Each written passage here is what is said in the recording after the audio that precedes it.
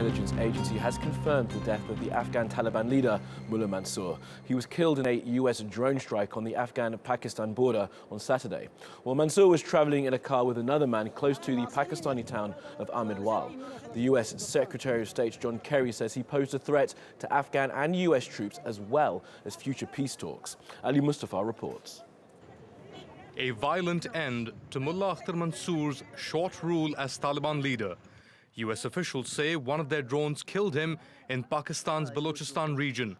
These pictures are set to show the aftermath of the attack. This Pakistani passport was recovered from the site of the attack. The name on the passport is different, but the man in the picture has a striking resemblance to Mullah Akhtar Mansour. Mansour was a threat to that effort and to bringing an end to the violence and the suffering that the people of Afghanistan have endured for so many years now. He also was directly opposed to peace negotiations and to the reconciliation process. Mullah Akhtar Mansour became the leader of the Afghan Taliban last year, but he struggled to keep Taliban factions together, and he's been resisting international efforts to restart peace talks. If this news is 100% confirmed, it will bring a big change in the Taliban condition.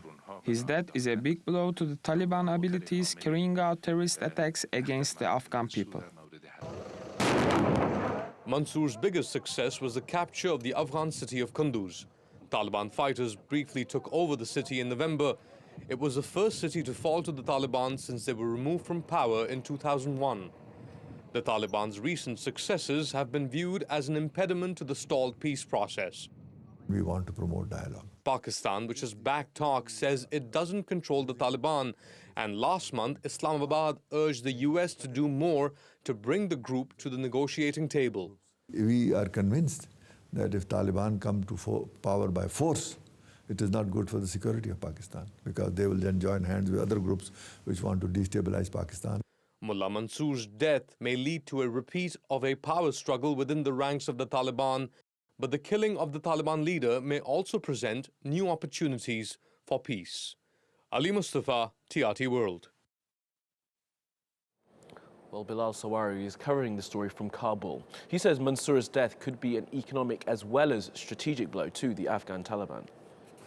If it is confirmed that the Taliban leader Akhtar Mansour is dead by the Taliban spokesman, then it's a huge blow to the Taliban leadership, to the Taliban field commanders and leaders, because Akhtar Mansour is someone who was with the Taliban movement for quite some time. First as the Minister of Civil Aviation, as a trusted ally of Mullah Omar.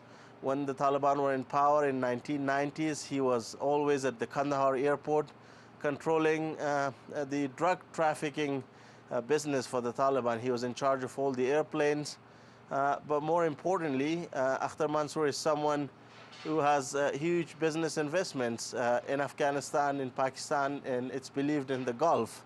And if he is replaced by his number two, Sirajuddin Haqqani, then I think you can see more fighting, more complex attacks, and less interest in the peace talks. Unlike Akhtar Mansour, unlike the Taliban, the Haqqani network, they are more underground, they have less contact with the media, and they are able to penetrate right into the heart of the Afghan government. They were responsible for the attack against the CIA in Khost.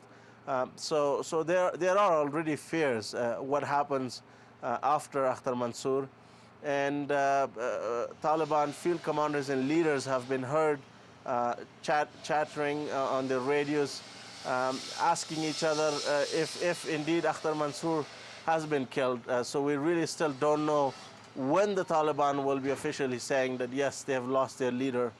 Because if you look at Mullah Omar's death, it stayed as a secret almost for 2 years. And after that, it created fissures and divisions within the Taliban leadership. People were saying, well, if he was dead for 2 years, why didn't we know about it? Why weren't we told? So the Taliban are aware of their own vulnerabilities, of their own divisions.